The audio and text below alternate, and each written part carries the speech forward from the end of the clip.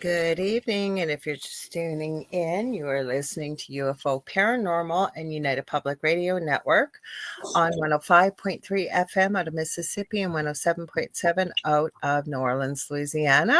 And I'm one of your hosts, Lorilei Potvin, and my amazing co-host and good friend and very gifted angel channel and medium is next to me. So I do the first part of the housekeeping and he does the second. Holy cow, everybody's filing in. We will say hi to you as we always do. A little bit about myself. My name is Lorilei Potvin. I am a Canadian psychic medium, crystal Reiki energy healer, Akashic Records practitioner, spiritual teacher, and mentor, registered nurse. I'm an animal communicator. I'm very well versed in near-death experiences, having had one as a toddler myself and studied them professionally and personally for over 40 years, and very well versed in the paranormal. I always say I didn't go looking for the paranormal. It found me, and I'm glad kind of in a way it did, because I wouldn't be doing what I'm doing otherwise. But we shared our story on the Travel Channel's Paranormal Survivor Season 4, Episode 9. A very quick fact, it was very serendipitous experience yesterday with a new neighbor and got talking. Something got dropped off by accident to our house instead of hers. And I was showing her our episode on the travel on Paranormal Survivor. She's going, "Oh my God, we have a famous neighbor." And I said, "Oh yeah, hardly." And it's true, hardly. Anyways, I do have a second show on the network. It's called The Angel Rock, and it's on Monday night, 6 p.m. to 8 p.m. Eastern Standard Time, right here on UPRN. And if you guys like what you see, please like, share, and subscribe. Tell all your friends and family. There really is something for everybody here. It's not all just UFOE and paranormal. There's all different kinds of hosts and shows. We've been around for 25 plus years. We have hosts that stream multiple shows daily live, and when we're not streaming live, the archive server dips into the last 25 plus years and randomly pulls out shows and presents those to you that are listening. So we technically are live all the time. What else do I want to tell you? I gotta check this out here. On the wrong list. That doesn't help me, does it? I make myself a list so I don't forget. So 80% of our listening audience is audio only, and this network does broadcast to every country in the world. Believe it or not, how lucky are we? And so if you can't see us, you can't comment, and you're probably listening going, "I want to ask a question," or "I want to join the conversation. How do I do that?" And if you've been to the Angel Rock, you've been to our show, The Thing at the Foot of the Bed. Both of these shows in particular, we like to keep it very audience participative. So I always say, if you can't see us on video, you won't be able to comment. So how you do that, you can join us on Facebook. Once again, I don't know what's going on with you, Facebook. You are not playing nice. I even tried to stream to X or Twitter. And of course, it didn't tell me once I added it as a destination. It told me as we were going live, I don't have a premium account over there. I don't use Twitter a lot. So we've done some finagling. So how you can watch us and join the conversation. You can go to my YouTube channel, which is The Angel Rock with Lorilei Potvin. I'm also streaming on Lorilei Potvin on Facebook. It's a public profile, so anybody can comment there. You don't have to be on my friends list. We are streaming. We are actually on both of our YouTube channels. I just switched that as the song was playing out, actually. So we are on the main channel, which is UFO Paranormal and United Public Radio Network. We are on our backup channel, which is UFO Gods and Extraterrestrials. We are streaming to David's YouTube channel, which is The Spirit Experience. He's also streaming to his Facebook profile, which is, I believe, Medium David Hanzel. We are also streaming to UFO Paranormal and United Public Radio on Twitch. And I am streaming under my Rumble channel. So I believe if you comment on all those platforms, we will still be able to see the comments in the main chat here. So please do go ahead and chat away. We'd love to hear what you're thinking and the questions with the conversation. Just so you know, under Rumble, it's under an old username. It's not a stripper name, I promise. It's Mystique 1508. It actually comes from X-Men, believe it or not. So it's not under the Angel Rock. Well, I always like to tell people. That's my stripper dance. Yeah, well, kind of sounds like a stripper name, but it's not. We're also streaming to the Angel Rock on Instagram. They don't integrate the comments. So tonight I'm going to be finagling between the main channel. We're going to try TikTok one more time. If they don't participate, I'm all set to go and they'll just get to see me. I'm going to figure this out. I spent all day on it again today. One of these days, I will figure it all out. Anyways, what was I going to say? So we're going to try that in a minute. But if you can see us, you can join the conversation. I think I've told you everywhere. Hang on here. So if you guys want to watch us on TV, the network does have a TV channel. It's on Roku. And you go to the channel store. You're going to type in UFO space P, and there's a drop down list, and I think you're looking for about the third or fourth one down. It's UFO space paranormal and United Public Radio, no network, just radio. And you should be at most of the shows do stream over on our main channel over there, so you can watch us on TV. I think I remembered everything, Dave. So go for it. And I am going to play around and see if we can get us streaming out somewhere else. So hang on. Go ahead. Hey, everybody. Hello. Welcome to The Thing at the Foot of the Bed. My name is David Hanzel. I am a spiritual medium and a channel and an angel communicator. And I also study near-death experiences, having had one in 2015 and then a little bit of a coma afterwards, I should say. We call it half in, half out. Coma was the first half, unconscious the second half. Anyway, long story short, love the paranormal, love the metaphysical even more. And I'd like to welcome all you guys. While we're waiting for all these things, I want to remind you that we do have a Facebook. We have a Facebook group called The Thing at the Foot of the Bed with Lorilei Potvin and David Hanzel. Anything that we show on our podcast, like for the live audience, we do put Lorilei puts those videos into the group. And you can also share any stories you have, any ideas you have. Just be with a lot of like-minded people like yourself. You can share pretty much anything in there that's paranormal, and we're totally cool with that. It is a private group. Keep that in mind. Outside of that, why she's still looking for stuff, I wanted to bring up, I don't know if they've been doing this in Canada, but here in the States, they're having the UAP hearings again. Because now I have some clips for us. Because now they have film of, but I was trying to watch some of it today, but we got a little bit conspiracy after that. And then we had the UFO clubs that, make all the fake stuff and put it on YouTube, for clickbait, unfortunately, but that's okay because they're still entertaining to watch. But they're talking more about the ones coming out through the ocean, which I'm so glad we are concentrating on that, because I think that is a big old deal. And then, of course, and I'm trying to tell people, listen, if you are one who believes in this, and I mean, you might as well, because they've got they're literally, the government can't even hold it back anymore. But please don't get caught up in the fear-based stuff. It just makes it harder for all this. There's nothing fear-based that I know of anyway. And I trust my guides and the people I talk to, and none of them are about UFOs and UAPs. And it was Joe Montaldo. We got to give him a shout out. He owns the network. Plus we got to say hi to everybody too. So the one thing I was going to add to that is, years ago when I started on the network, we're going on 6 years, I believe, at the beginning of July in 2025, I've been here. It's flown by. I've had so much fun. And I had this conversation with him because Joe runs International Center for Alien Research, or ICAR, and has had many of the experience with UFOs, very knowledgeable, has a show called UFO Undercover. I believe it's still Wednesday nights. Anyways, I used to have about an hour and a half between when my show ended, when it was later on Monday nights, and the next show when Joe used to produce us. So we used to have many a conversation, and I've always remembered many of the conversations I've had with him. But the one in the beginning, when I expressed well, what do you think? Like, do you think we need to be concerned, with all this stuff? And he asked me a really good question. And what he said is, Laura, do you think that UFOs and ET have been around for a long time? And I said, yes. He goes, how long do you believe? And I said, probably long before humans were here. He said, so what else do you know about them? And I said, well, I believe they're highly evolved compared to when it comes to human beings. And he said, so do you think if they wanted to harm us in any way or attack us, they would have already? And it got me thinking, and I went, holy cow. You guys, I want to announce, cross your fingers. I think we are streaming on TikTok. I think we are. It says we're live. There's no error.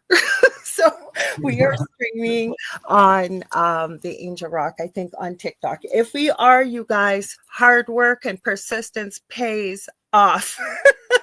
Let's say hi to everybody, Dave. Are we going to? Go ahead and start. Are you looking? Because I'll go look at TikTok to make sure to see where we are. You can if you want. It says we are. It says we're live. So I don't know. We'll see. If we are, I don't know. Yeah, I'm in the same mindset about the UFOs. I mean, anything that's outside of us if we went by our intelligence, even in human intelligence, we say the more highly evolved a human is, the less likely it needs war. It doesn't need war anymore if it's that highly evolved. And plus, if something was that highly evolved, it'd be a push of a button. I mean, we wouldn't have to worry about, unless we're being kept for food, and then we're just a giant pasture. But I doubt that. Oh, no, it's not going to show me on my phone, so you might have to check. So I won't be able to watch, obviously, because they want you to use live studio. But hopefully it's working, because it says we are live. If it's not live, I get a big flashing red. Like, that's how I knew about Twitter when we started. And every night I've tried to do this, I get a big red flashing warning. And so far, knock on wood, it says we're streaming live. So we shall see. Oh, we are. Are we? Yep. Hi, TikTok. We are finally live. You can see the show. I'm going to tell them quickly, guys. Please have patience. You are watching. We go live on Mondays with the Angel Rock, and David Hanzel and I don't know how you can get your peeps over there, Dave. We're going to figure that out next so we can bring all your people over. But anyways, what I was going to say is we've been trying to show you guys the show. And usually people pop in and then they pop out because you just see me sitting here when I'm listening, and you can just hear the show. We are now live on TikTok. So please enjoy the show. If you want to join in the conversation, I can't see it while I'm live. That's the only thing. We're going to figure that out next. At least we got the show up there. So if you want to join us, you can head over to YouTube, either UFO Paranormal and United Public Radio, or you can head over to my YouTube channel, which is Angel Rock with Lorilei Potvin, or my co-host, David Hanzel, who has a big following on TikTok under The Spirit Experience, and we will see your comments. Okay, let's say hi to everybody. Howie Odell, yes, it's time. It's time, much, ha, ha, ha, ha, ha. And by the way, Howie, I hope you got your situation straightened out with the horrible person who has been first of all, took your Facebook profile and then was going after the Rift Nation network. So wrong. I didn't see it till today, but it looks like it may have been handled. Please let us know if it hasn't been, and I will be sure to call it out here so more people can report it. But Howie does have the Rift Nation network. He is a huge supporter of our network here. And so we'd like to give him a shout out too. He's always here supporting our shows, and many of the people that are on his network as well pop over. He has his own show, which is the Orion Effect. David and I have been on that show a couple of times with his amazing co-host and a friend of mine, Rhonda Harris. So yes, please let us know. We got Connie Martin says hi, Lorilei and David. Howie's tipping his top hat. Heidi says hello, beautiful souls. Much love from Boulder, Colorado. And she just said, just now was able to share a story. Well, thank you. You always share too. We appreciate that. We've got Marissa Burrell saying hi. Let's see, where are we going here? Jackie Lane is here, says hi, everyone. Julie Jean Bassett is here. Hi, Lorilei, David, and everyone. Always good people, shout out, who support us. Julie Jean Bassett has been a godsend to me. I'm so grateful that I met her. You guys, if you're looking for an incredible animal communicator, Julie is your lady. She's helped me out with so many of my own animals. I've taken my own animal communication course with her. She just did another one on the 9th and 10th, I believe, of November, which was last weekend.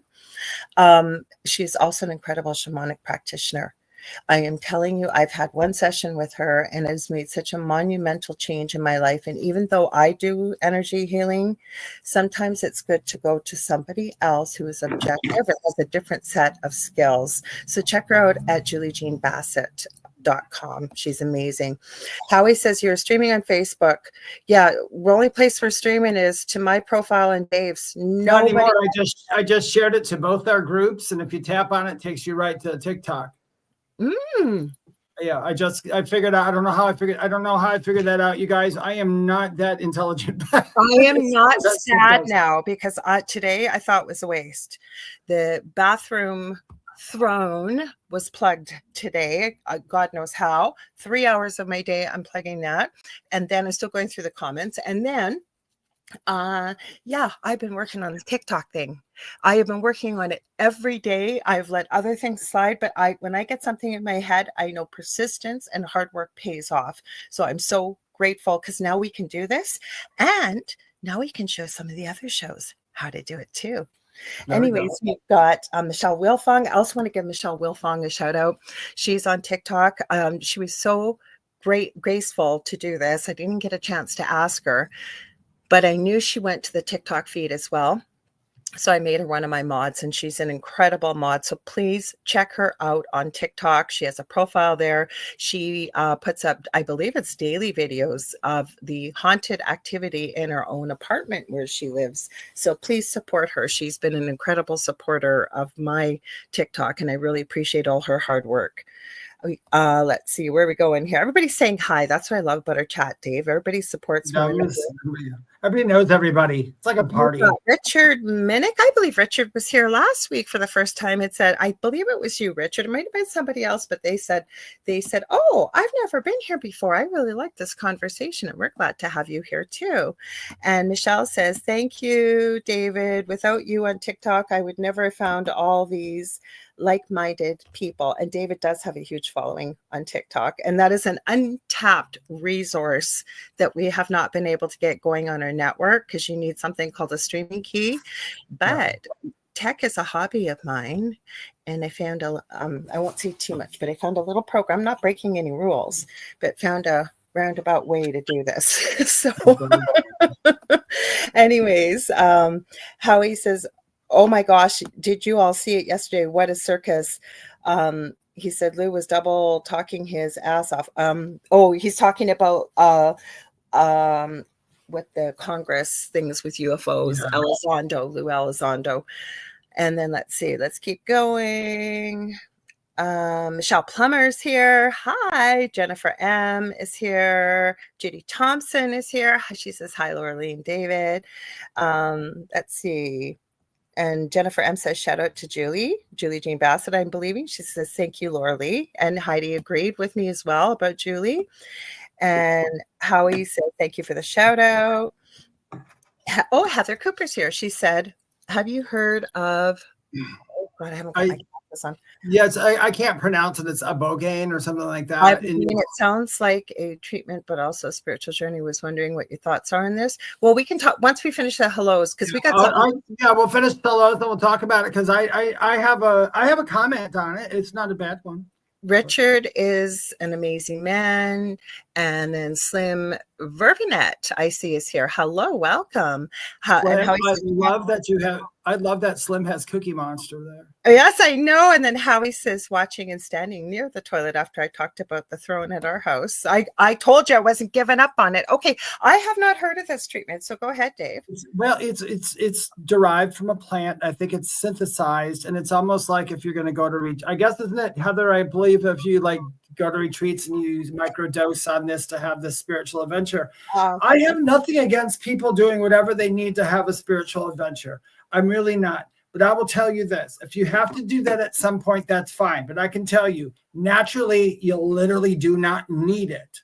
You might, I believe that you might need it or want it in order to get into that mind frame or to get ready for it. But I can tell you that you can see and go into some really crazy places through meditation and through certain kinds of breath techniques. So you might want to, you can study up on that as well. But I don't see anything wrong. I mean, I can't really comment on what's wrong or right as far as that goes. But so the one thing that I caution against it, first of all, because we've seen this with ayahuasca, we've seen it with many of the psychotropic, psychedelic type drugs, especially with ayahuasca, that really has been watered down what it was originally used for and how people used it. You have to be careful. You have to do your research when people are using drugs like this, because they can be very helpful, but they can also be very dangerous in the hands of somebody that doesn't know what they're doing. So ibogaine what is it used for? It's a psychoactive drug, effectively treats traumatic brain injury in special ops military vets. Stanford medicine researchers find that ibogaine, a plant-based psychoactive compound, safely led to improvements in depression, anxiety, and functioning among vets with traumatic brain injuries. And what I want to add, many of these, we have to be careful with the names of them.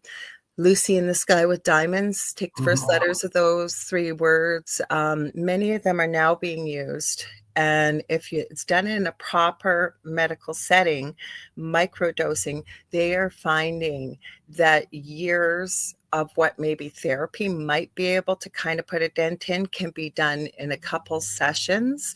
They can really help with clearing a lot of, if you will, trauma and pain and things like that. You don't need them. I will agree with David. But if you are, you got PTSD or you've been through a lot of stuff but make sure you do your homework and do it in the hands of a professional. Because I can tell you, I've run across doctors that have suggested drugs that I would never consider in a million years for chronic pain. And it was kind of like it was kind of like just a passing whim. I kind of felt like they were doing some research on it that week, and that God knows what the follow-up would have been. And I'm lucky because I have medical knowledge. So I agree. But if you're new at this, because I think that I forget who we were having this conversation with recently, might have been on the Angel Rock, but when we go on this journey, the spiritual journey, we kind of have something called the dark night of the soul. Not everybody does, but a lot of people do. Start looking at life, start feeling like you don't belong. And then you find out there's a lot of healing that takes place as you start raising your vibration or your energy level. So there are different ways to do it, but I call meditation, Dave, don't you? Our workspace, basically. Oh, there's different breathing techniques you can learn that from hundreds of thousands of years ago that will take you into these spaces, and it can get you to release these chemicals that you need. I wanted to tell you, for somebody like me, when I believe I was 18 at the time, 17 or 18, I was really high. I wasn't a spiritual person at the time, but I grew up seeing all kinds of stuff, and I just chose to not want to be around it after I got to a certain age, but it was always still there. And I used to play around and have fun. And the last time that I ever played that song, Lucy in the Sky with Diamonds, it was horrific and awful. And it was because of the mind frame that I was probably in beforehand, because I'm already ready. My brain is already wired to see a bunch of, just like Lorilei's. Our brains at this point are already rewired to see past what others just aren't seeing right now. It doesn't mean you can't. It just means you always got to have a buddy. Go back to the comedian Ralphie May. He always says you got to have a buddy no matter what you're going to do if you're going to do something like that. Yeah, I had the worst, time trip on that. I will say there's going to be naturopaths that come out, and they're going to know how to use these things at some point and really figure it out. I believe one day it'll be safe and it'll be beneficial. I would suggest a physician that does it all the time and works in this field, is on top of the research, has a clinic that does it. Most of them aren't gonna, if you walk into, most of them go, hey, I want to have a spiritual trip. They're going to be like, that's not. And I'm not poo-pooing naturopaths. My sister-in-law is a naturopathic doctor. She went to school for 7 years, but you got to find somebody that does this all the time and knows, because people are different. Every single person is different, their physiology and makeup and what have you. So there's a few things here. Julie, you're right about the sales reps. Contessa, the only thing with mugwort tea too. I'm the mugwort queen, king, whatever. Let me finish. If you know what you were doing and where you were getting it from. But I am telling you, I have run into people who have taken too much and gotten very ill. They have not past or anything, but you need to be careful with anything you are putting in your body. Mugwort, I will tell anybody, mugwort tea is great for sleep, and it is dream tea, and it is all those things. But I will tell you, please listen to it when everybody tells you, even homeopath will tell you, do not use mugwort tea if you are pregnant. Do not do it. Yeah. It's safe if you're just like Dave. And I drink it. I don't put it in a sash. Some people put it in a sash. I make a tea out of it. I've been drinking it for 7 years. Yeah, Dave, you tolerate it. I've run into people who have had very awful experiences and gotten quite. Oh, my first 2 weeks. My first 2 weeks were not good with it because I kept feeling like you know what I kept feeling? I would have the vivid dreams, and they would be so vivid. And then I would wake up though, and do you remember the NyQuil buzz? Remember when you took too much NyQuil? Oh yeah, it ruined my entire next day. And so I had to cut down how much I did. But now I drink like a glass of it. For me, it just helps me relax and fall asleep. It is listed as too much can be very toxic. It is bad for you if you do too much. The problem is that some people I know have had nausea and vomiting. It's not common, but you have to know what you're doing. So get someone to show you. And look at the side effects and use the natural stuff. It grows on the side of the road, for crying out loud. Not everywhere, but it does. So Jeffro Bodine, I like that name, 72. They have a new eye movement treatment for trauma and PTSD. I know what it is. It's EDMR, I think it's called. It is an eye movement treatment. I had somebody on the Angel Rock. Her name is Megan Connor. She came from the LDS church, had a very traumatic upbringing, was actually sex, TRAFFICKED. Got to be careful on YouTube. And had a lot of healing to do. And she found it remarkable. She actually, the reason how I found her, she's a coach. She's a really nice lady, really incredible. She's got a bigger YouTube channel she's been growing. She is the cousin, if you're a true crime follower, of Lori Vallow. And I saw her speaking on one of the channels I follow called Surviving the Survivor. And she was phenomenal, very spiritual. I could feel that from her. So she talked quite a bit about that treatment. So you're absolutely right. Now, Howie, and I'm going to go down.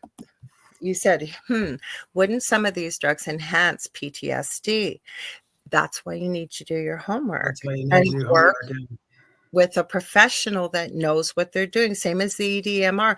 That's not a treatment for everything. Right? It works in many situations, but not all. So you got to do your homework. I don't know a lot about it, and nor am I a doctor, nor do I play one on TV, nor do I do anything. But it always seemed to me with PTSD that it would be very much something that is very individualized to each person. You know what I mean? Because not everybody is the same. It's kind of like autism. Not everybody is the same. OCD, not everybody is the same. It's always going to be slightly different. Plus, your bodies are all physically different. So you're going to process things different. You're going to break it down different. That's why, like I've used the example many times. Say your tap starts leaking. Say your toilet gets plugged, like mine. It did today. God knows how, but it did. So if I hadn't been able to fix it, or God forbid something had started leaking, could I go on YouTube and probably figure it out somehow, some way? Probably. Would it be fixed perfectly? No. So who do you go to? Someone that does that every day, a plumber. He's the expert in my mind. If you've done your homework and there's good reviews on them and they're doing it every day, kind of the same thing. Do your research. And if they're not any good, then they get their own show, call it Ghost Hunters, and make millions. I like Jason Hawes. Actually. I do. I'm teasing him. Yeah. I love the early. I love the early ghosts. I tell you, if you guys want to know what true ghost hunting is, look at the very early ones. Back when they were. I mean, you'll be disappointed because half the time they found nothing. But that's what I liked about it because they were honest. They were honest. Yes. So Nicole Thomas Ryan is here. She says, hi, Julie, you're absolutely right. She said, everyone is different and everybody's body reacts differently. Like I say, I've heard many positive things. I don't want to poo-poo on mugwort. Okay. I've never tried it. Oh, I love it. I don't think I sleep long enough because I only sleep for a couple hours. Like today, I think it was 3 hours. For someone like me, my other option at the time was trazodone, and that wasn't going to happen. And some people find it like fine. It works Yeah, for some you. people find. I do not. I tried. I had a doctor prescribe it to me once. I was the unlucky person with the side effects. So right away I went off that and I started. Well, plus, you know, you guys, I got to tell you, a lot of times when you're not getting enough sleep, everything, you always got to look at your habits too. Not that I'm going to harp on anybody, but like I don't drink. I don't have, and fortunately I suffered with anxiety for about 25, 30 years hardcore. And I mean, by the grace of God and my NDE, I don't have it anymore. But that was one that kept me awake a lot. So I fall asleep really quite easily. And mugwort is something that I just like. But I do agree with Lorilei. You do have to be careful whether it's supposed to be safe or not. I mean, if you went outside, dandelions are edible, but for one person, they might be poisonous. Who knows? Or they could be sprayed. There stuff Yeah, on. it could be anything. Yeah. Like Marissa says, my doctor has me on that for sleeping. Some people it works for really magically wonderfully. What I was going to say is that I'm going to turn it around a little bit. Remember, anybody that's in the medical profession is a human being, just like all of us are that are here. Or so we think. Anyways, most people I think here are human. But my point is, without being facetious, just say a doctor tells you that, nope, nothing else can be done. That doesn't mean that there's not an answer. That's in one person's opinion. That's just that's where I'm going. You got to do your own research. If you don't understand it, everybody probably has a friend or someone that's like a nurse or someone that's in the medical field. Cars. Do your research. Not everybody's a mechanic, but know a little bit about what you've been told. So you bring in a car. We know as females, and I'm sorry to say it, I'm not saying everybody's like this, but you bring a car in and you're told something and you don't know much about cars, and I'm one of those people. I'm not stupid, but you bet for darn sure I ain't going to be doing my research. They do that to me. I know. They do that to me too. I know nothing about cars. I have to depend on the kindness of strangers. And Marissa, there's nothing wrong with it, honey. It works. There's nothing wrong with it. Yeah. Like you said, I hate it, but otherwise I don't sleep. I have no choice. And you've got to look at the lesser of two evils. What I started to use mugwort for the sleeping thing is because I'm a big dream journal guy. Because since I was sick, I can remember. I pretty much wake up remembering most of my dreams. But when I was out of the hospital, I was having so many. And I was really trying to journal them. So that helped me remember more of them is all it did. But then it got to just work for sleep. But that's just how it works for me. I always say my eldest in particular never slept from the day I conceived him. And I felt him moving till he's almost 30 years old this July. I use melatonin with my youngest with the autism. That's very common. A lot of the kids don't sleep, but they're very light sleepers. I tried that. It worked. Another one here. Like I said, you got to do what works for you, because one of the most important things is, as I'm saying, I get very little sleep, which is true, but sleeping is when we repair our bodies and our minds, right? So what's the lesser of two evils?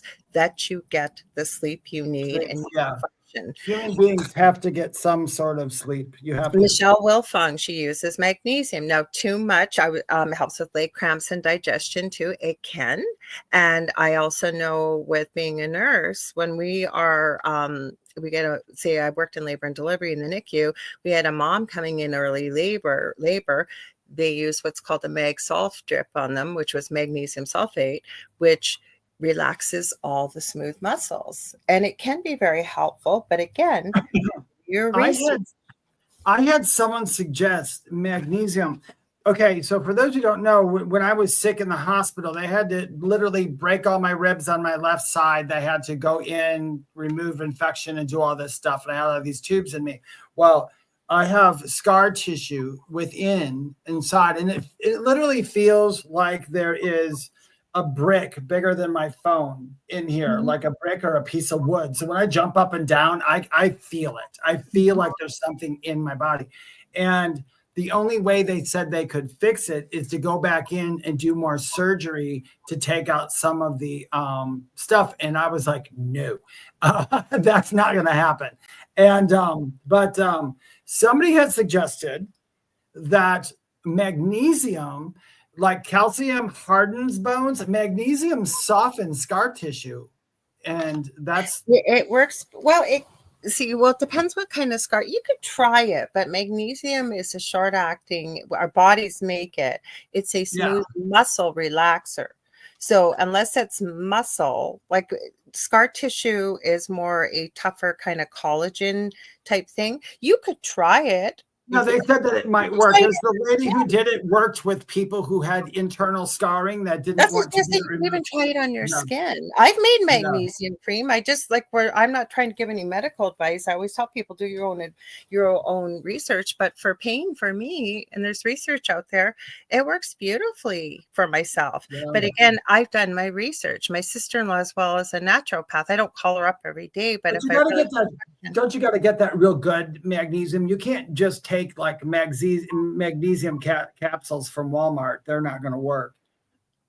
Well, I've used different sources, and then I used a lot of natural type. I'm trying not to give out advice here because we've got to be careful with that. But for myself, I've done the research and I've used various different types of, we'll call them mediums that are natural to put it in.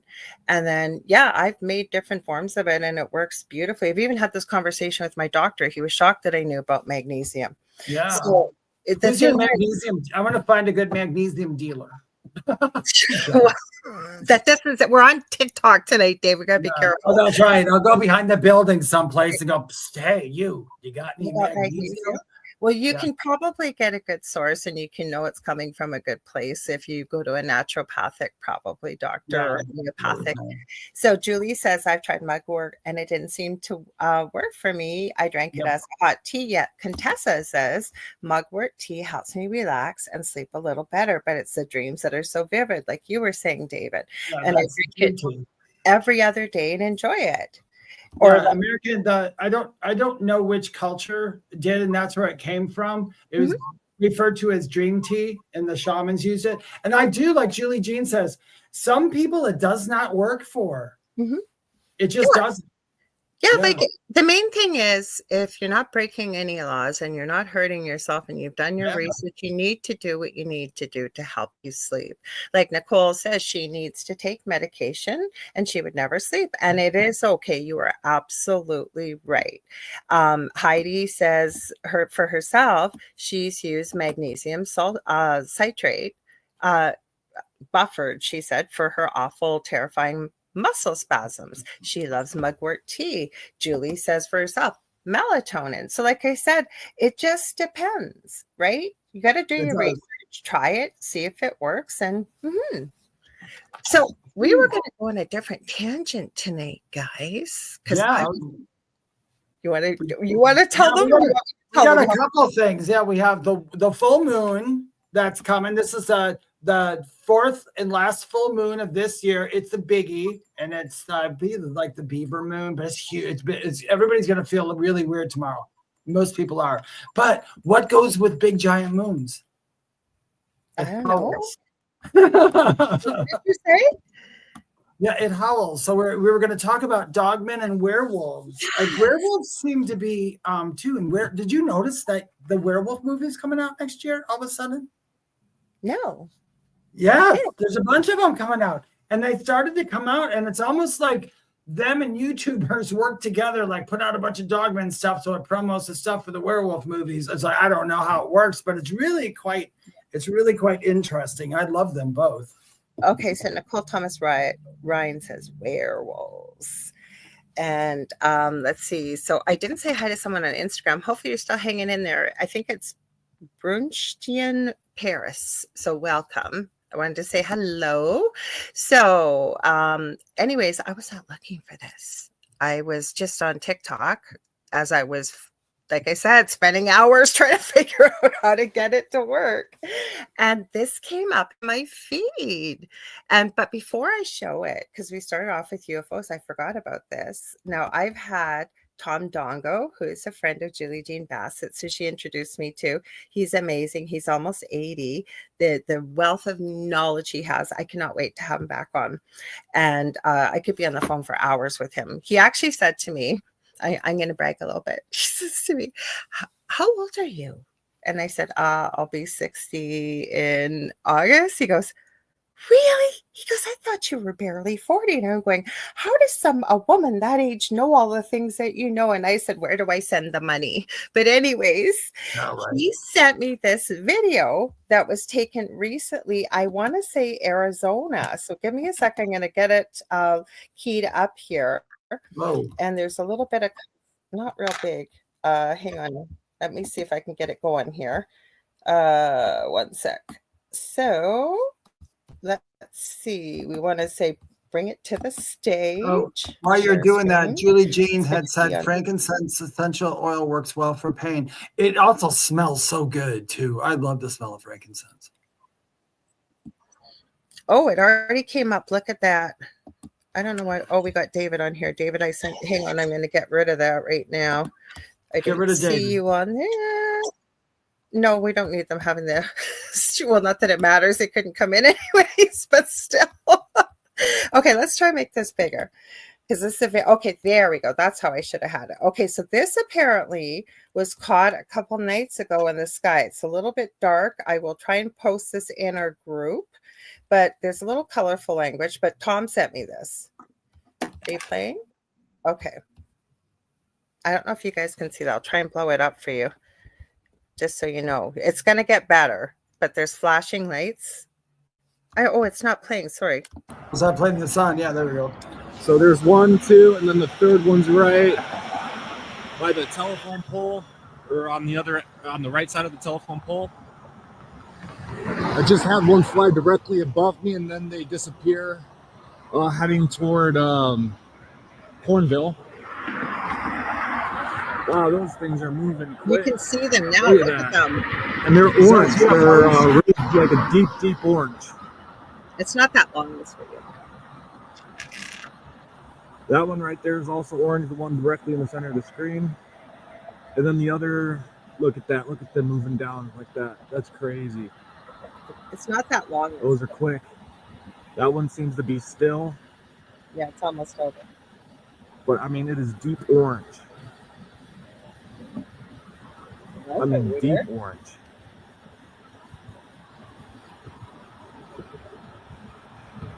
I'm going to try to get some pictures. So anyways, I thought it was a little weird. They're giving us advertising here. So I will stop sharing. There we go. So yeah, that was caught. I thought it was werewolf then, but that was a like I said, I forgot. That's a UFO one. The rest are all werewolf, dog man. That's okay. The UFO ones, that was kind of cool. So I thought it was. So how he says dill pickle juice. I've never used that, but hey, I give it a try. I laugh with Bill. I know dill pickle juice has some like medicinal purposes, but it's funny here in North Carolina to see all the drunk people who have to go see the probation officer the next day, sit there and crank all this pickle juice in, thinking it's going to wash everything out of their system. It's the funniest thing. Pennies, yeah. Oh, so Julie, okay, she says Tom is an acquaintance, but what the heck? Now I got Discord coming up. I'm telling you, my computer's deciding it's going to be silly tonight. And it's 5:55 Colorado time right now, Heidi says, which gives me a good reminder. I should give you guys our station ID. If you're just tuning in, you're listening to UFO Paranormal and United Public Radio Network, or you're watching. And you can listen to us on 105.3 FM in Mississippi and 107.7 in New Orleans, Louisiana. This is The Thing at the Foot of the Bed. I'm one of your co-hosts, Lorilei Potvin, and this is my amazing friend and talented medium, angel channel, and so many other things, and co-host, David Hanzel. Hi, Stone Hobbit. Let's see.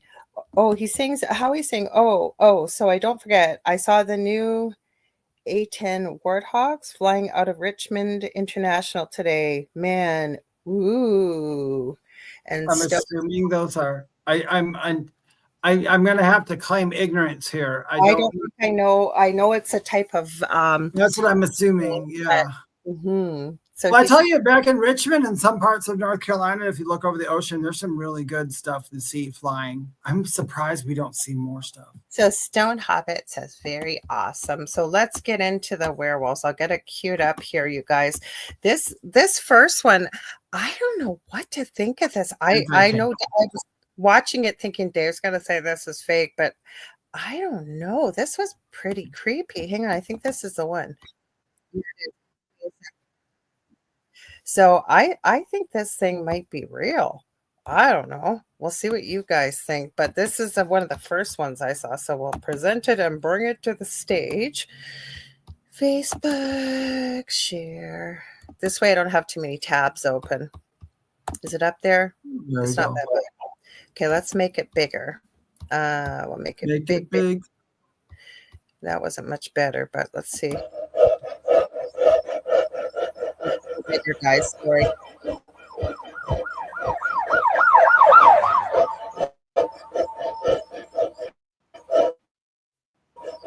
This was on TikTok. I feel very sorry. This is after the after effects, and I apologize. I should have given a trigger warning first. It made me very sad to see this, but it shows you the whole body, and it's not gross. It's just it's not. This does not look big.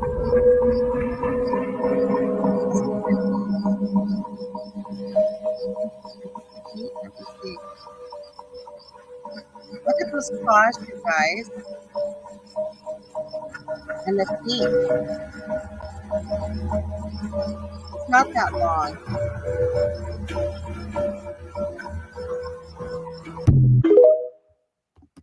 I don't know what you guys think. Like I know it's a little morbid, and it made me very sad to see if that was real, that somebody was filming that.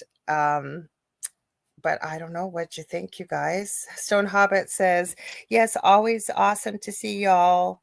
How's it, Lorilei and David?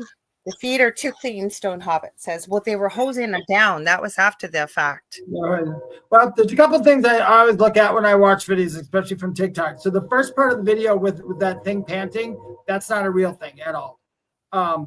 Animals can't do that. They can't hold their mouth that open without their tongue coming out and licking around their mouth or anything else. That's just that one they missed, but they missed the mark on that one. I don't know. My dog could do that. When my dog that was literally a mask. That was literally a mask. I've even seen that mask before. They have it in. I watch a lot of that thing at Halloween. It's called IAPA, whatever, where they have all the haunts and they have all the things. So they sell those there, so you can see them. The second part, I don't know. It could be rubber. It could be real. I'm assuming it's rubber, but it's a cool video. The reason why I brought it up, though, too, we haven't really talked about dogmen, and more people are taking pictures, reporting encounters. I agree with you. We always have to be skeptical, but I don't know. I'm going to post it in the group. I know it's a little hard to see. Yeah, post it anyway, though. I mean, I'm just saying, I don't think they had the first part. I think the way they were doing it, because the second part that they were showing, that's what they wanted you to see. I think what they showed in the beginning, that part was just like the prelude to it. You know what I'm saying? I don't know. Like I said, I brought it here, not for me to tell you. This thing grossed me out. I don't know if the rest of the video wasn't great, but I don't know what the heck this was. But if it was in my living room, I'd be freaked out, I'll tell you. This was just a picture that showed up. Now, it could be AI. I don't know, but we're into creepy stuff tonight, guys. Full moon. You guys can tell me what you think. I'm not saying this thing is real. I don't know what it is. I hope to God it's not real. This is in a bunch of pictures with werewolves and stuff. If that thing was in my living room, holy crap, I'd be freaked out. Like, what the heck is that? I'm sure it's not real, but it's really cool. I don't think it's cool. I think it's horrible. I wouldn't want. I have seen some really weird, creepy, gross crap. Not like that, thank God, in my previous home. So I'm telling you, I'm a little more apt to be open to. I don't know. Think about those pants. They were called the California pants. I think somebody caught on Night Vision, where it literally looked like pants walking through. Oh yeah, those they still don't know what those are. There's more of those out there. We're gonna have to do a show on those, because there's tons and tons of that stuff out there. I I have no clue what these things are, but that picture, what the rest of them weren't that impressive. I'm pretty sure. Hang on, I'll make this smaller, but I think the rest of them weren't that great. Let me see. Oh yeah, there were a couple more. This one's so grainy though. It could have been a greyhound for all we knew. Hang on, there were more in these. I have so many of them tonight. Oh yeah, Stone Hobbit. I agree with you. That's why I said I know it's not real, but it was cool because it didn't have a shadow in that room. True. It's still creepy. Like this could have been a greyhound for all we know. Could have been chupacabra. Could have been in a museum. Could have been anything, right? Yeah. But we're just putting the food for thought out there because people are talking about dogmen. If you guys have run across some video or footage or pictures, send them to us. You can send them to me or Dave on Facebook Messenger if you want. Join our group. Join our group. Put them in there. Put them in there. You just went down on me here. Here, hang on, guys. Sorry. My computer, like this, I've seen a million times. I'm not saying this one's real. This one's been out forever. I don't know if you guys have seen this. It almost looks like if a werewolf was in detention and he skipped out and he's trying to get home quick. He's actually, this is a still of it. I've seen it in so many videos though, and I'm going to call crap on that one.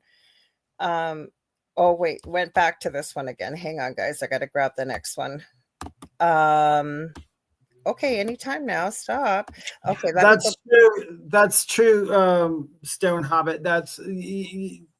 It's better to look at. You know what? If you don't look at everything, then you won't know the difference between it. That's right. Like this one. Well, I'm not going to say anything because I like people to kind of look themselves and see, because then we'll give you guys what our opinion is.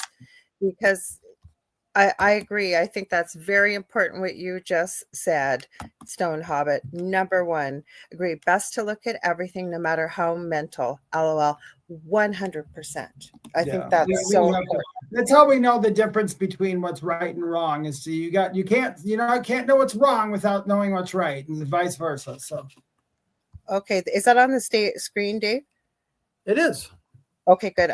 Sometimes it'll put. I was going to say it always reminds me when you see video and stuff of stripper places, and here they are, because it always says "bring to the stage" or something with StreamYard when you bring it forward. It looks a lot like a wolf. This was caught on a trail cam, apparently. The front legs appear to have elongated fingers, unlike any species of dog or wolf. The face, in particular, the nose and teeth of the creature appear almost human-like. Could this be a rare sighting of the mythological creature known as a werewolf? In folklore, a werewolf is an individual who can shape-shift into a wolf, either purposely or after being placed under a curse or a bite from another werewolf, with the transformation occurring on the night of a full moon. So none of these are really long. But it's okay. You know what? I know what I always found interesting about werewolves, and this is why, because I was a werewolf so many times. That was my costume growing up. All the time, I always wanted to be the werewolf. But I thought about this back from where werewolves we'll call them skinwalkers or shapeshifters. We're not, because these are not skinwalker shapeshifters, but I'm surprised a bunch of people from YouTube will do that. But when these shamans or these magic people, they would shapeshift into animals. They would go all the way into a wolf. It wasn't half man, half wolf. Where did the half man? Do you remember where the half man, half wolf came from? Yeah, I believe it was kind of like where the vampires were in that kind of part of the world. It wasn't from Transylvania. Yes, it's around there. Yeah. Mm-hmm. Is that it? Yeah, because you've got shapeshifters, you have skinwalkers, which have been really overblown lately. Oh, yeah. And then you have it's skipping my mind. It's on the tip of my tongue. It's not the same as a skinwalker. It is a Wendigo. Wendigo. Oh yeah, that's another one we complained about. Did you ever see Antlers, by the way? Did I see what? It's a horror movie called Antlers. I don't watch horror movies. I don't. Oh, I didn't see it either, but Antlers, I didn't know when it first came out last year. I guess it's literally about a guy's father who turned into a Wendigo. and his father goes around and murders everybody that's mean to the boy. Okay, so I seen a video today that I don't believe is real. I think I might have downloaded it. There's a couple that they're in hospitals where they claim to be transforming. Now, this one guy, and of course, things are so overblown on the internet. We have to say this, that apparently was off the dark web, and he can transform in front of people. But to me, there were so many cuts in the video that I'm calling BS on it. But hard to say. So I know antlers, that's funny, but listen, if you know what an actual Wendigo is supposed to look like, not what everybody says on the internet, but what an actual Wendigo, just go ahead to YouTube and kind of YouTube the creature from Antlers. The trailer. And that's kind of what a Wendigo would look like. But it's I didn't see the movie. I just kind of know, because I'm like Lorilei. I used to love horror movies. I don't know what happened. I don't know. But I like monster movies.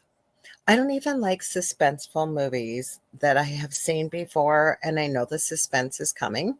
That's why I know I don't suffer from anxiety, because it makes me so anxious knowing it's coming, and I'm not an anxious person. And then, like, especially with both my kids have anxiety, my youngest being under the spectrum, and the oldest one has always had anxiety, and I can literally pick it up. My eldest doesn't live with me, and it is I really feel for people with anxiety, because it's such a I want to tell you, this is off the subject, but just for a second. So to our audience who are listening, or anybody in the chat who is we'll say quote unquote and empath. I don't want to put it in air quotes, but I'm saying so many people have misused and made it a buzzword or a title for themselves. Like, oh, I'm great, I'm an empath. Everybody's empathic. But what was I going to tell you about now? Now I was going to tell you about like movies, and that's what I was going to get to. I am empathic. And most healers, people in our business, are empathic. I mean, that's just you are. It just goes with what you are. That is something you are. It's included. Mm-hmm. But I can watch like even comedies or situation comedies. And if the situation, sometimes I don't know why, but I'll pick up on the situation. I'll be like, that bothers me. I have to turn it off. And it could be like a stupid situation. It's like, because I pick up embarrassment, I pick up all those things, and it triggers me. And so I have to turn them off. So I'm like you with like suspense movies. No, I can't do it, because I'll watch it and I'll those things, I get triggered all day long on those. Yeah, me too. I just, I don't know why, but I like I say, if I'm walking around, all of a sudden I'm picking up anxiety, even before I ask myself, is this of me or is it mine? I already know it's not, because I am not like even working in critical care, like all heck could be breaking loose. The ceiling's practically falling in, and the worse it gets, the more calm I get. And people used to say to me, how are you so calm? And I used to say, I'm not on the inside. I just get very, very calm. So I know. And you know what? The other thing I want to remind people, and I truly believe this, when you are an empath, you'll hear people say it's a curse. It's not. It's a superpower. You just know how to have to know how to manage it. The only people telling you it's a curse are the people who want to sell you something to show you how to deal with it. No, I think that people that haven't learned how to manage it either. I know. I know. I guess I'm pretty critical of that, because I was in a couple empath groups years ago, and when I found out, I called out some of those people. I had some people leave those there are groups. people, but I think that they were taking advantage. Yeah, they were taking advantage. Yes, but there's also people, I think, that haven't learned how to manage it and feel very crippled by it, and haven't learned that there is a way to manage it. And that you do get people, but it doesn't matter what field we're in, where people can take advantage. But we have a question. Marissa Burrell says, I have a question. Do your guides ever say anything about werewolves or mythical creatures and that exist or existed? Yeah, we talked about it many times on here. Yeah. So yeah, my guides have told me some stuff that I haven't said to anybody, and my guides have told me stuff that I've said to some people, and my guides have, I mean, all in all, a lot of your mythical creatures, mermaids, dragons, all those things are unicorns. I mean, I know we're seeing them in a different way. We're looking at them in a human sense, because they don't look like that. but they don't look exactly like that. But they do exist.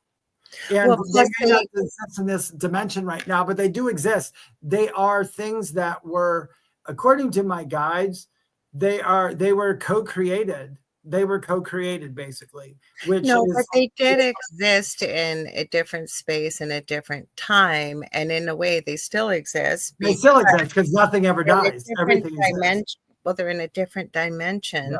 as well as agreed, co-created, but everything was here, right? Dinosaurs still exist in another dimension. I came across a picture, actually, one of the videos I have. I don't know what the heck this is, probably fake, but it looks pretty creepy. He says it was caught on a trail cam too, so I don't know what it is. I've seen a few videos. I'm a strong believer. Well, I'm a strong believer, but I have to go by what they tell me. But they pretty much validate a lot of things. But they always tell me that, yeah, these things are, because I asked them if Megalodon was still alive in our oceans, and they're like, no. But there are some really big animals that we don't know about yet. I believe that they exist, and I believe that we, just as we go on forever, so does their energy. They do. Yeah. All apart. So you can all things live. Yeah. If the one thing I want to add that I'm getting from my guides is, and I don't know if they're connected, but once upon a time ago, well before humans, or very early humans, it was documented that we did have a dog race here that stood on 2 feet, that obviously didn't use words to communicate, but there is documentation of that if you do the historical research. So don't know if dogmen are descendants. From what I've been told by my guides is they're kind of interdimensional, as are Bigfoot and many of these things. So I don't know if you see, you can connect. And I know somebody that works with dragons. I use dragons. I love dragons. I was just going to finish this, Dave. I was just going to say, I use dragons on my property to protect. Go ahead. Sorry, Dave. No. I was going to say, me and Lorilei. I was going to say, Lorilei and I both know about dragons, and Carolyn also. Carolyn Shellhorn, she's another one with dragons. Oh, and so did Michelle DeRoche, who's going to be on up after us. Dragons are a very real thing. Yes. I used to do it a lot, not as much anymore. I don't know why. It's almost because it's not as called for, but there are certain energies, just like you'd pick up an energy from a guide, archangel. There's dragons, there's all this other stuff that also have an energy behind it. We're dealing with the energy of something, not actually what it looks like. Like, is it actually here? No, but I draw almost all my tattoos. I can't get my arm around, but this is a dragon I kind of channeled, and it's got all kinds of symbology. Sorry, I can't get my arm to go the right way, but it's got all kind, and I drew it in there. It's got some Sanskrit and stuff, and I have a yin yang. It's actually a Pegasus I drew. It came from an original. It was a dragon. How do I want to describe it? It was sort of more like the liney type thing, but mine I drew from the design. I didn't copy it, but I used it as inspiration, and I drew a yin yang of Pegasus. And they all, that was weird. They all. It's hard to say, but it's a round circle, and I have lots of mythical creatures. I have a unicorn on me too.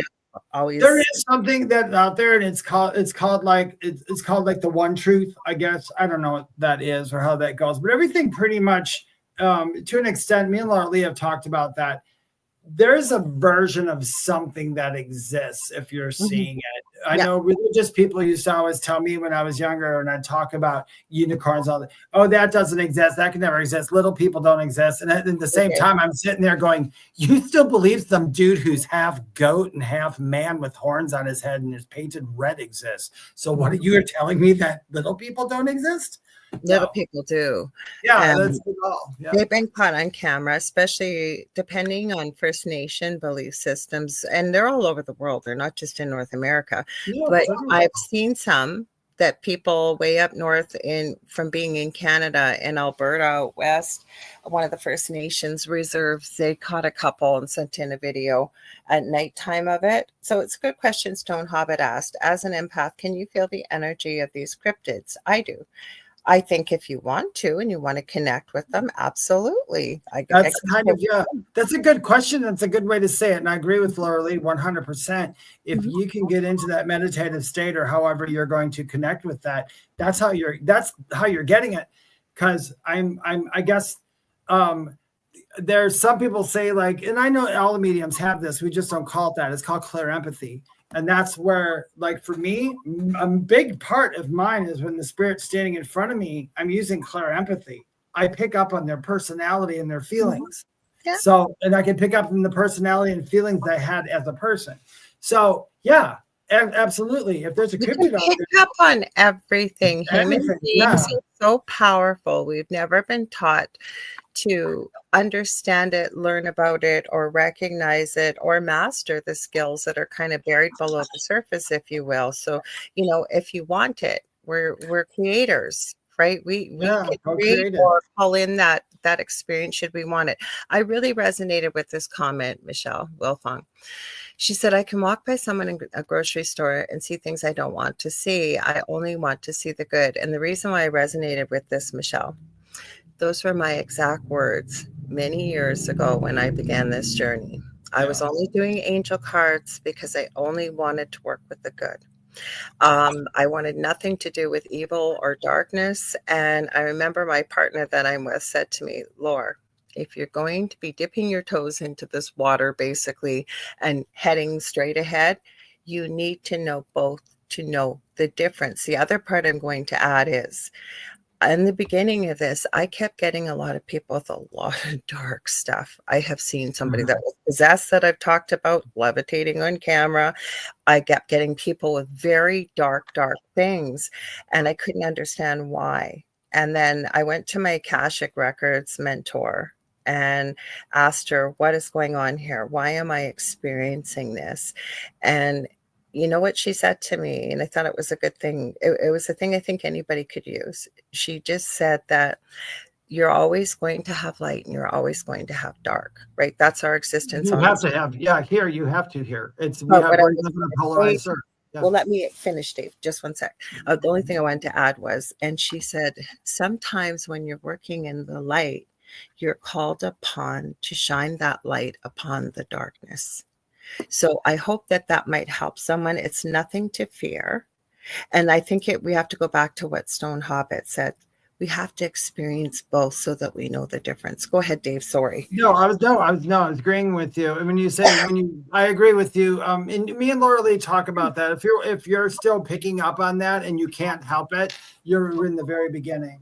Because as you talk to more and more people who's like, this has been with me since I was a child, like little child. So by now, I just know how to do it now. It's just discipline, and you'll get it. But it's Lorilei correct. You have, if you don't know bad, how can you know good?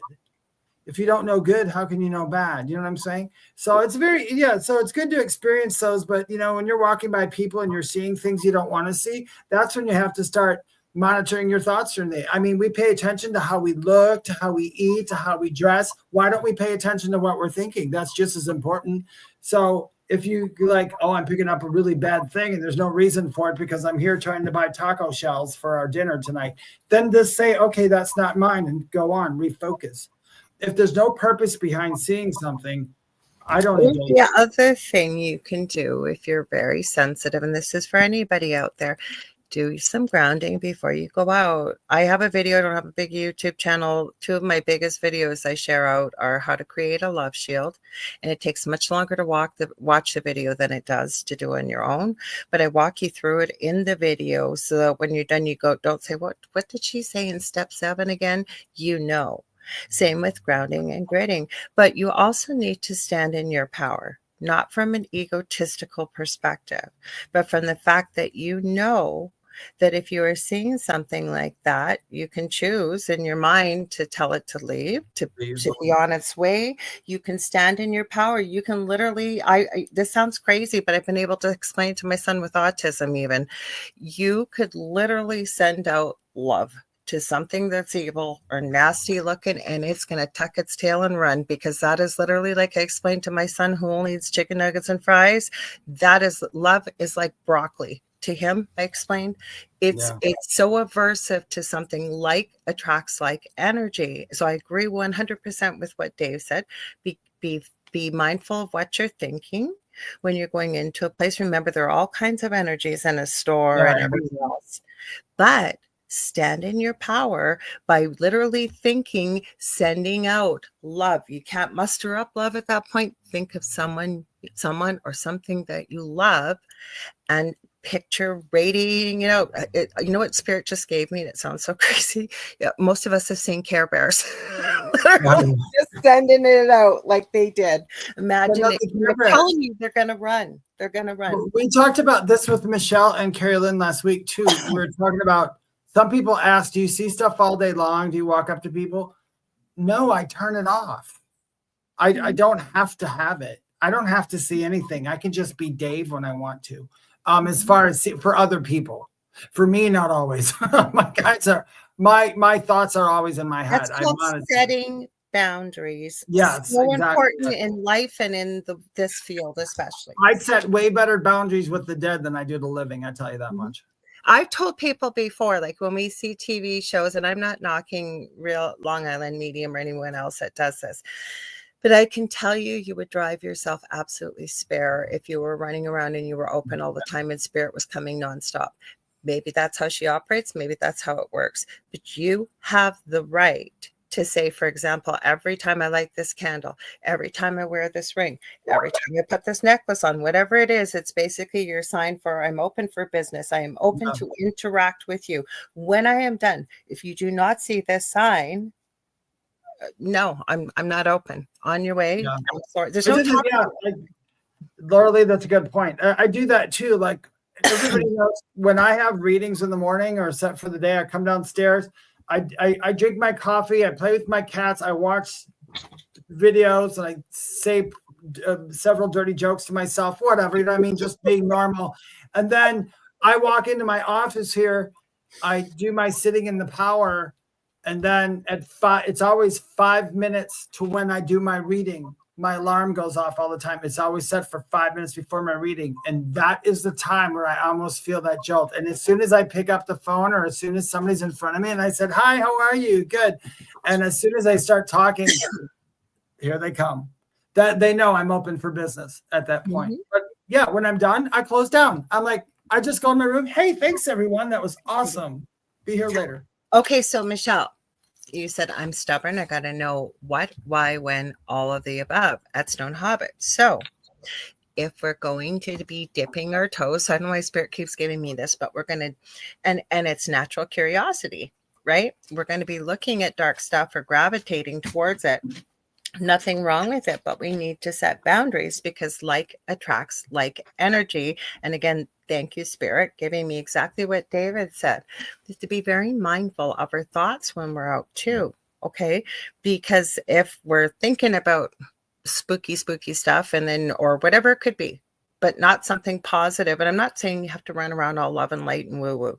But what I'm saying is if your mindset is there, and you want to know about it. And I've had this conversation with many students where people will say, well, why am I not clairvoyant?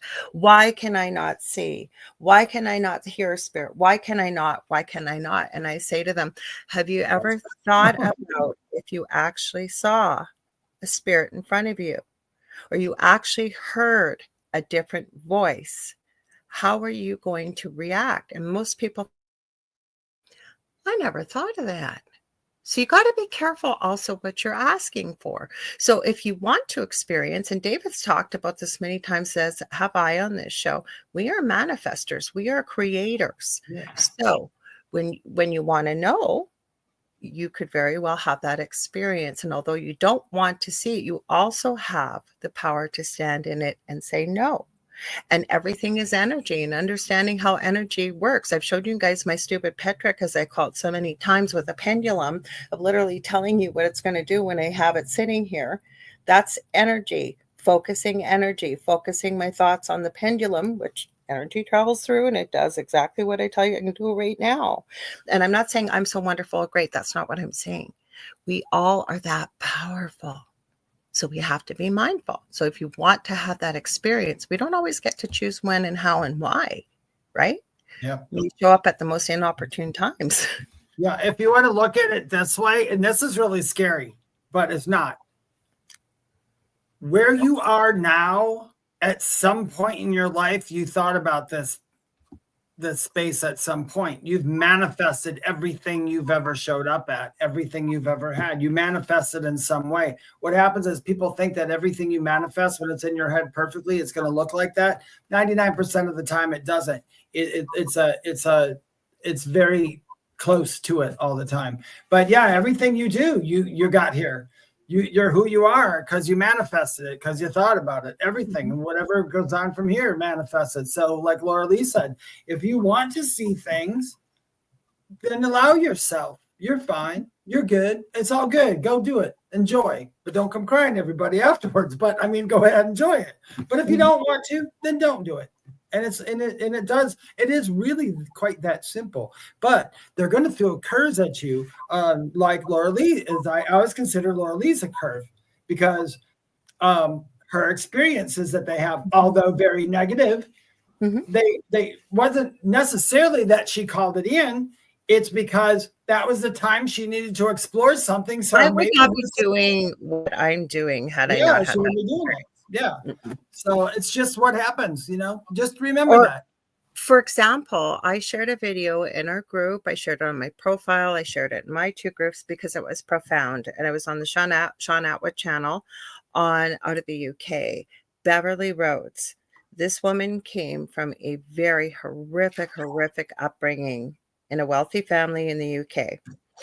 She has overcome all the trauma and PTSD from that. But she is one of the most incredible remote viewers I've ever seen, as well as so many other things. And she says she comes from a long line of family that can do this.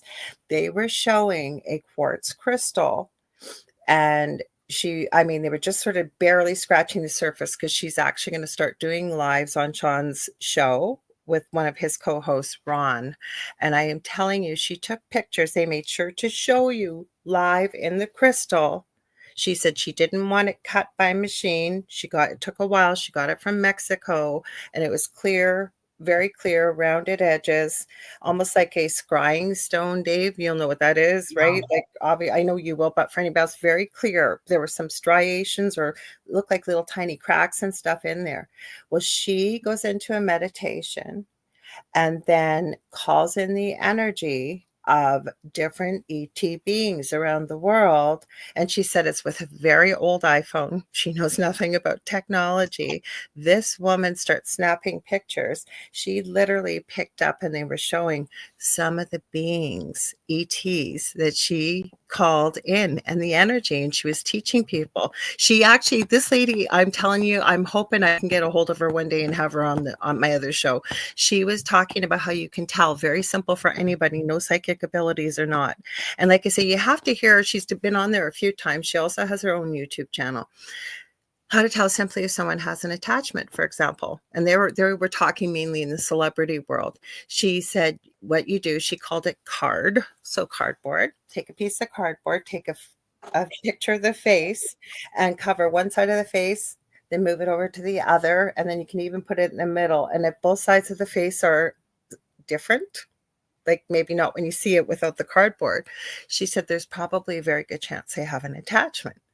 But very good, interesting teaching methods. And like I say, this lady, because we learned that you have our faces are not identical. I know that. We have 3 faces. If you put the 2 left sides, I'm trying not to say what celebrity it was, but it was a female celebrity that was out there that a lot of people noticed a real marked difference in their face versus what they had been looking like.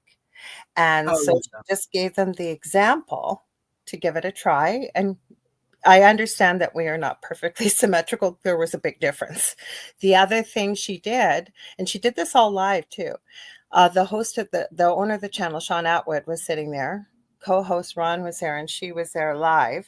And she said, I want you guys to feel like what energy feels like. I'm going to be sending it through one of your chakras. And with their permission.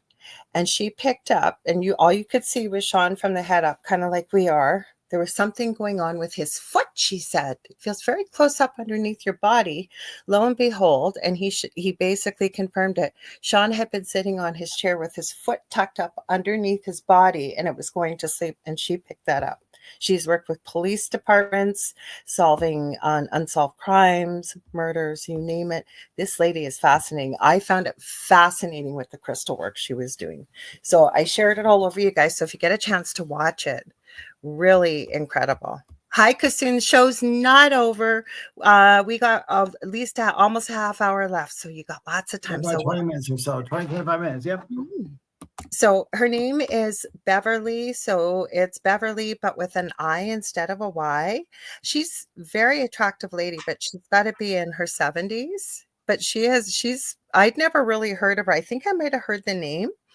And like I say, she's trusted by police forces and around the world. So, she's probably pretty good if police forces are going to trust her.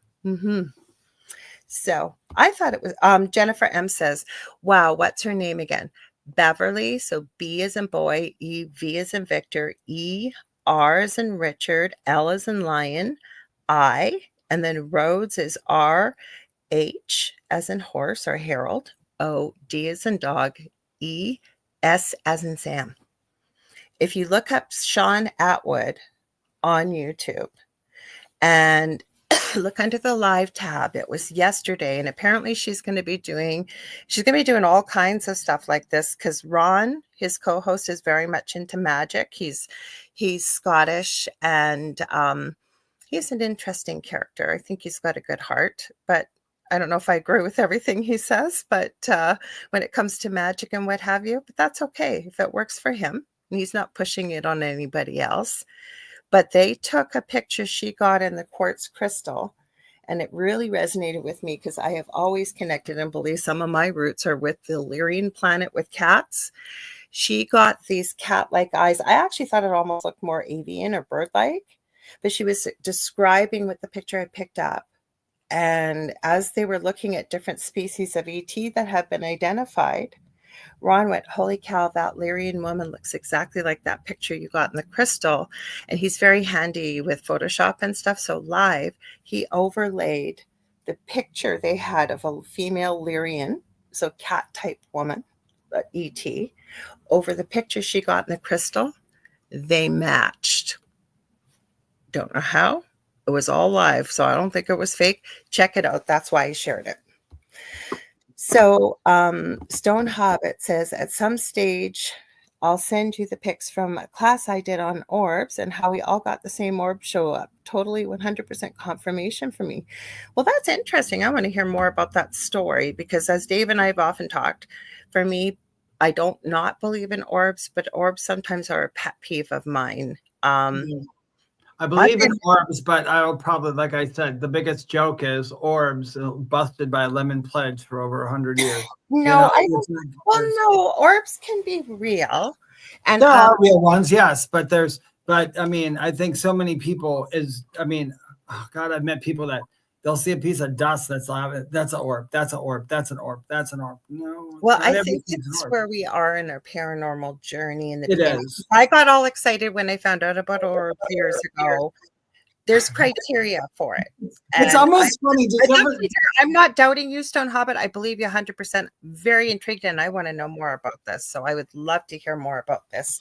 Did you ever notice as a spiritual journey goes on, did you ever notice that we do start to get a bit more skeptical about stuff? And we don't do it because we don't believe in it any less. It's because we don't want people to it's almost like contaminate evidence, I guess.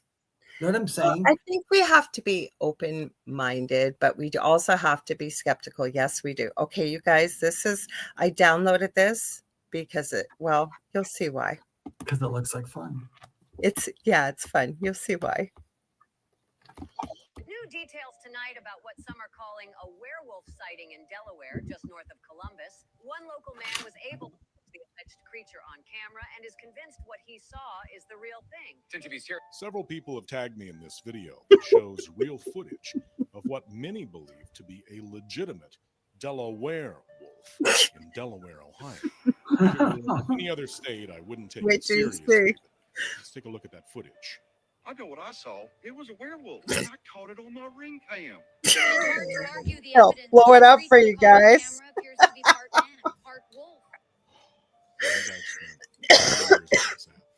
Watching It actually looks better than most of the real footage I've saw. It might be the real deal, and I'm here to tell you now. Today, October 8th, this looks like the real deal to me. Look, I went to a convention one time on the wrong day to the wrong convention. And when I walked in that room, there were thousands of beasts that looked just like this. And I'm here to tell you now that one in your yard, not a big deal. But if you get 2 or 3 of them bad boys in the yard together at once, you're going to have a mess on your hands in the morning. A slippery, fur-covered mess. And my advice is to keep plenty of mistletoe, rowan, rye, wolfsbane, and silver. Excuse me. You don't want to clean up that mess. Sleep well if you can, Ohio. And memento mori. I had to share it. I know it was stupid, but I don't test this. There's another guy who kind of looked like that. He had a paranormal spooky channel, but I blocked him. And I can't remember why. He's a debunker. So when I saw this, I went, what? He's actually agreeing with some kind. As soon as I heard the guy say, yeah, it was a real werewolf, but it was so fake. I went, oh my God, what a teen wolf. That's kind of what it's showing. This is interesting. This is not werewolves, but these, I'm going to show this one. I got some interest. And interestingly enough, it's 1 minute and 11 seconds. 111. So you see what you think. I'm going to quick watch this, and I'm going to quick use the restroom after we watch it. But I'm going to see it first. Okay. No, I want to see it first. Yeah. Okay. Hang on.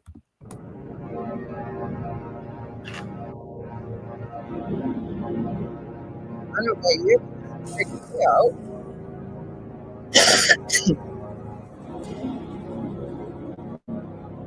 Those are just. Would you look at the left corner? There's nothing here, but wait.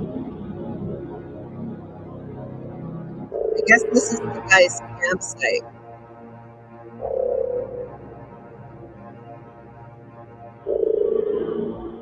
Why didn't he invite the little blue feller for something to eat? There's another one, though. Look at that. That's a little creepy.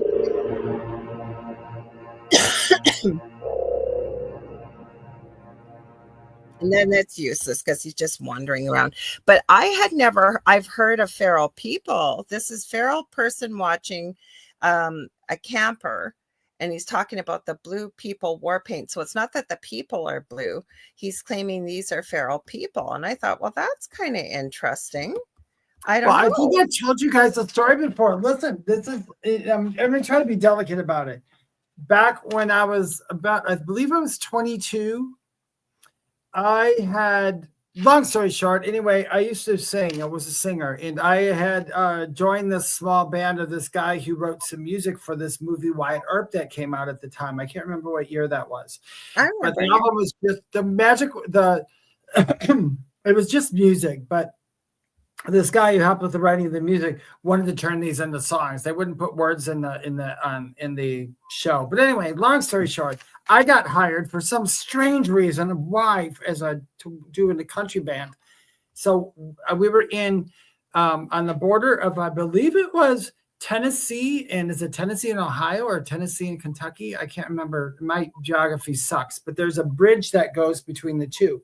And it was like the small, it looked like a train bridge almost, but it's not. It was small, went over this river, and that was the line between the two states. And we were at this like plantation-y looking thing, and we were singing outside for everybody. We're outside on the porch singing, literally. I mean, I'm serious. We're talking like Dolly Parton type time. But after we were doing our stuff, and this local guy says to me, asked me about if I seen the blue people. And I was like, what are you talking about? He's like, you'll see him coming over that bridge. And anyway, we were there during the day, and that was, we were there all day long. About like 2 or 3 o'clock, one of the guys comes up. He touched me on the shoulder. He goes, you come here, look. And believe it or not. Afternoon or morning? 2 or 3 in the afternoon or in the morning? Oh, in the afternoon. We were there during the day. Here comes these blue people walking over now. they weren't blue like that. Okay. They had a blue hue to their skin, but then his wife told me finally, she said, there's a lot of people on that side that were inbred. They inbred so much that the color of their skin and eyes were different. And you Those could, I guys mean, sound you could literally see it. Bye, Bye, Stone Stone Hobbit. Hobbit. Glad you could pop in. Thank you for popping in. Yeah, and I'm not making fun of them. And I mean, nobody did anything bad, but I mean, it was weird to see people that had that. They called them the blue people, but that was very odd to see that. They weren't blue like that in that video, though. Well, I think that from what I could tell from seeing it, it looked like they used some sort of root or herb to make themselves that color. But maybe because they actually, with no disrespect, did not look like regular humans. You'll see yourself when I upload these. They were humans, but they were very unusual looking. And then what if they actually did have that bluish, I guess, tint to their skin and decided, why not go with it? Let's play it up. Who knows? Who knows? It's quite interesting, though. I mean, there's supposedly a race of I don't want to I hate to call them aliens. Let's call them just ETs. That have a bluish skin color. And some of I guess the tall grays are between like a white and a light bluish color. Some of the Arcturians are blue, though. Arcturians, I heard, are blue. Yeah, however you want to put it. I have never seen these things except for the inbreedy people with my own two eyes. So I can't claim to say that I know everything. I think aliens probably look a little bit different than how we literally draw them.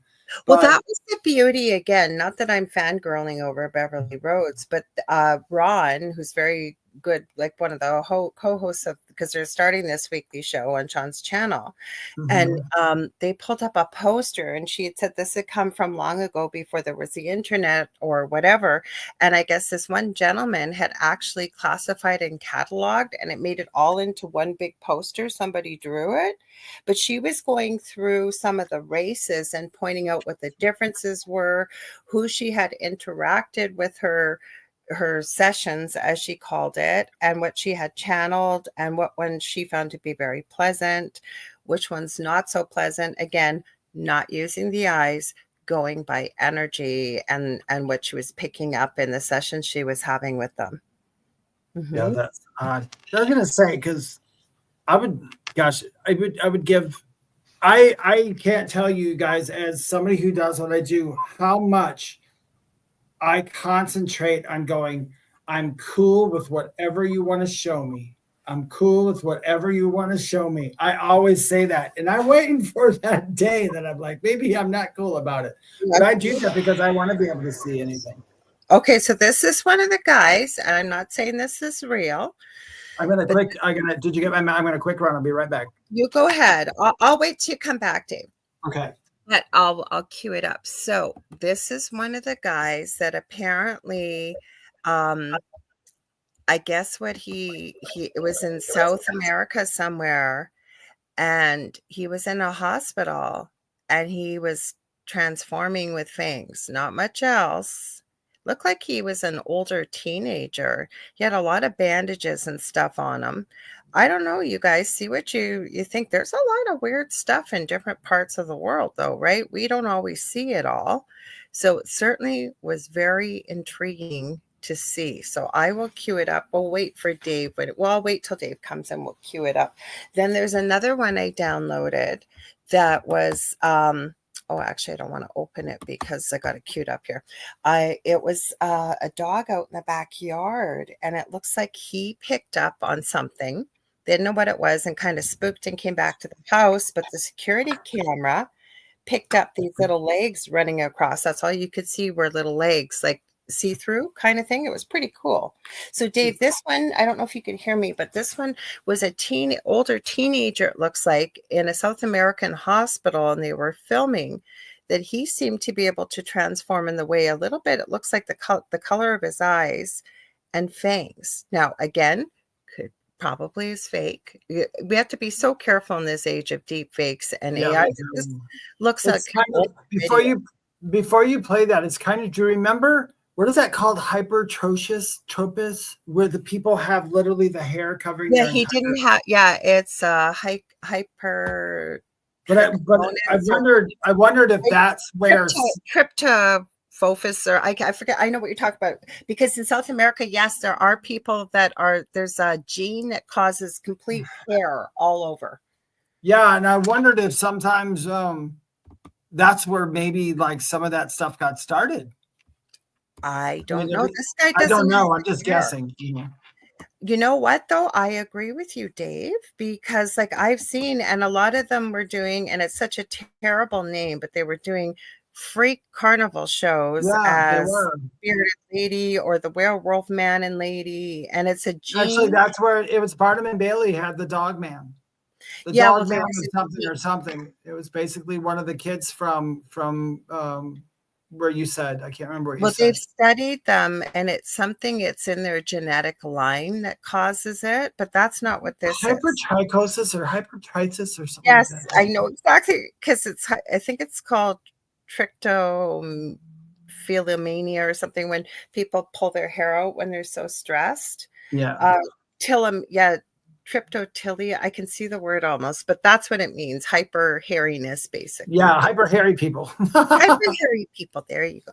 Okay, so hyper hairy people are people too. So if you know one, they're people. Okay. Ele está se transformando em lobisomem. It's in Spanish, I'm sorry, but watch this guy's face.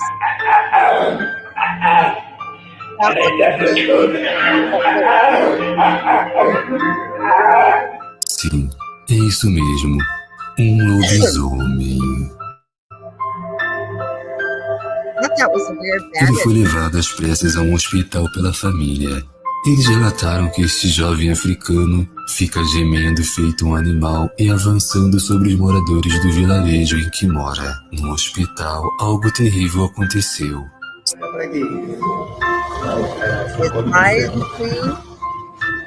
Agora manda os dentes para fora. Ok, abra a boca. He's got a lot of bandages. Sim, ele fez brotar dentes enormes e pontiagudos em sua boca. Seria ele de fato lobisomem? Estaríamos nós diante do sétimo filho? É um mistério, mas gostaria de saber a sua opinião nos comentários. I don't know what it is or not, but I thought I blew it up on my screen really big. I mean, I don't know exactly, but I'm going to call it fake, but it's eerie. Well, you know what, Connie, since you know it's Portuguese, did you pick up anything extra? Because there was no subtitles. Like, did they happen to say where it was, or did we miss anything and lost in translation there? If you could be so kind, please, if you understand it, or anybody else. It was weird. We're talking about Dog Man. Here's my cat. Yeah, it was weird. It was weird looking, but yeah, the only thing that made me go, I can't find credibility in it is because if I can take my screen and I can see it really big on my entire screen, there's a cut between where he shakes his head and then shows his teeth again. There's a cut. That's the only thing. I'm not saying that can't happen and someone can't have teeth like that, although they weren't in the right place for canines, were they? Yeah, they were. Right. They're pretty big, though, like right here. I thought there would be more up front. Maybe not, though. I mean, I don't know. I'm not a dentist, so I can't tell you. I don't know. Is it just like I said, I wasn't even looking for this. I don't know how it came up. It's kind of fun, though, that it came up. I mean, yeah, but I was looking for a stream, how to get a streaming key for TikTok. Yeah, you want to know something? The only thing weird is why do they show him with the the bed? He didn't have the bandages on, did he? But then he did. Yeah, but they were in a different place. I thought that band-aid was weird because I thought, did he dislocate his shoulder and maybe cut up? So it looked like they bound him with his arm held to his body with the bandages all around.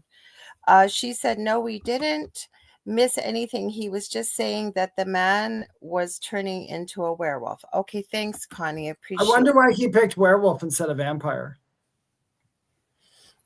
Well, that's what I don't know, but that he was under the see, everybody's calling all these things werewolves. Now, the one reason why I thought the first video I showed was interesting was because I've read many stories and heard many stories of people who have experienced them, and they specifically talk about the feet, the way they go standing on 2 feet. Yeah. Mhm. Mhm. The one guy I saw, he was an African American gentleman who's claimed he could transform at will. They said it was from the dark web. Now Connie's agreeing with you, David. She says, I would think vampire. They would say vampire instead of werewolf. That's another thing that made me, he was trying to get on a trend. That's what Did made you me hear think. the growling though? Like again, the growling could have been added, but I don't know. I thought I would share it because you know what? I still like it. See, you know what? I was going to tell you earlier before I went. You know what I I suggest? see some flowers. I recognize you from TikTok. How I look at things a lot of times is I like to go like I'll look up like German ghost hunters, or I'll look up Swedish cryptids. You know what I mean? I will put in the strangest thing because, like Lorilei said earlier, this is a very big world. For some reason, we think we live in like the entire world. We don't. We live in one little country. So it's like there is like, over 100 something other countries out there who are doing the same, who still look at things like we do. I mean, I don't think they're doing like, Well, I have a friend. I don't know how he found me. I haven't talked to him in forever. And I think I've shown the video. As it gets closer to Christmas, if I haven't, I'll share it with you. And he calls me Lorilei because my name is spelt in German, like Lorelei. The Lorelei's terrible mythology over it. But the thing is, I'm not German. So that's what he calls me. He's from Austria, but he speaks English, Austrian, and German. And he was telling me that we call it Krampus. And he said, that's not Krampus. Call it Krampus. So he went around, and this was around Christmas a couple of years ago. And all these guys, there's 4 of them all wearing different Krampus costumes, and they were all he said, please say hello to my friend Lorilei. So they were all saying hello. They look pretty creepy. And he was telling me there's a legend, but the reason I brought him up, the way he investigated was nothing like I have ever seen, like in North America or the UK or anything. So it's weird. I know I'm German. So I believe in, I don't believe in Krampus, but I know about Krampus is like the anti-Santa. He said in their history, he is originally from Austria, that Krampus is not what he's been depicted in North America and other countries. And he got into a bit of the history and stuff with me. This was a couple of years ago. Oh, Sarah, we have a lag between us. So it looks like we're interrupting or stopping each other. We're not. No. And I know what you mean. How about I won't talk then and you can continue, Dave? Go ahead. Yeah, I have nothing to say, Kira. Trust me, we jump in on each other. We do. That's we appreciate that, but there's a lag between us. So we don't know when each other's are going to be quiet. We just have to kind of jump in there when we do. And then when we do, we try not to be rude to each other. So we pull back. Yes, and we don't. We've been doing this for 2 years. We're good. Yeah. And we try not to be rude to one another in the chat. So we appreciate your feedback, but thank you anyways. Anyways, Dave, I think we're almost out of time here. Oh, we are. Go. Mm-hmm. Oh, by the way, you guys, so my name is David Hanzel, David Hanzel, Spiritual Medium. If you'd like to follow me on TikTok or Instagram, it is at Medium David Hanzel. There's no letters, dashes, or anything else. I'm now on Blue Sky as well. I just joined Blue Sky. So I don't know how that's going to go, but you can follow me on Blue Sky, and you can go to my Facebook group or my YouTube channel. They're both called The Spirit Experience. Also, we have a group on Facebook as well called The Thing at the Foot of the Bed with Lorilei Potvin and David Hanzel. Please join us over there. Once we get up to about 200 subscribers, which we're getting close, we're going to start doing some lives in there and talk about some other things.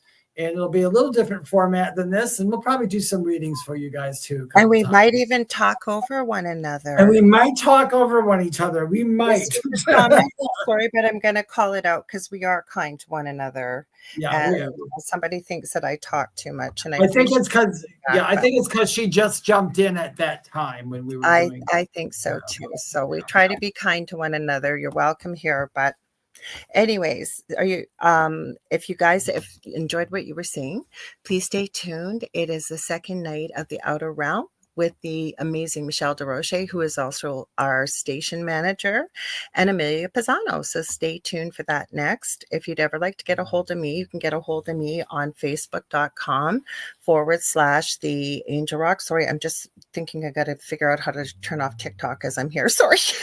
As I'm doing this too. Right now, that's what it's going to be. But as you guys know, I'm working on my first course, hoping to get it out in the new year sometime. Hopefully, like in the winter months, the way it's going, time is going by faster, and it'll be under all one domain name. But right now, that's the fastest way. You can book a psychic and mediumship readings with me, energy healing, crystal Reiki, Akashic Records readings. I also do teaching and mentoring. I have 2 groups on Facebook. All for all things paranormal is Paranormal University. For the things that are more spiritual, the Angel Rocker Tribe. Don't forget to join our group. I think I remembered everything, didn't I, Dave? Yep. And one last thing, you guys, Lorilei or I will never, ever, ever private message you to offer you a reading. We don't do that. You can either get a hold of me at my website, theywhispertome.com, or Lorilei will tell you how to get a hold of her on Facebook or through Messenger. That's right. So everybody stay spooky. And are you ready, Dave? Yep. Let's try it. 1, 2, 3. What's at the foot of your bed? We almost did it. Oh, I forgot to tell you guys too. Don't forget to tune into the Angel Rock on Monday, 6 to 8 p.m. Eastern Standard Time. I forgot to check who's coming. It'll be so much fun, I promise. Otherwise, Dave and I will be back at the same time, same space next week. Love y'all. Bye-bye. Bye.